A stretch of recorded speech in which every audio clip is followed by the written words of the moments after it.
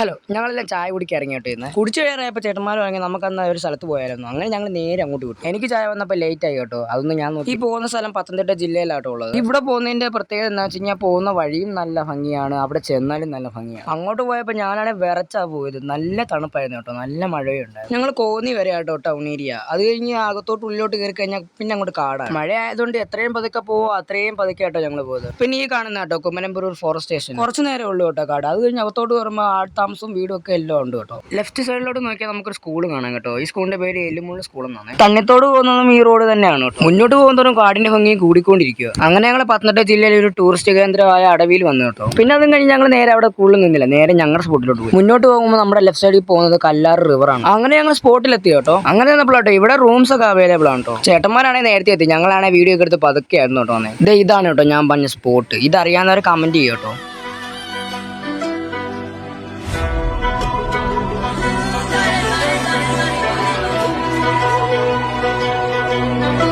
അപ്പൊ അവിടെ നിന്ന് പയ്യന്മാർ പറഞ്ഞാൽ ഇവിടെ ഒന്നുമില്ല, മേപ്പോട്ട് തന്നെ പോകണം. അങ്ങനെ ചേട്ടന്മാരൊക്കെ ചാടി കയറി കേട്ടോ. ബാക്കി വിശേഷങ്ങളായ അടുത്ത പാർട്ടി കാണാം. Okay, by.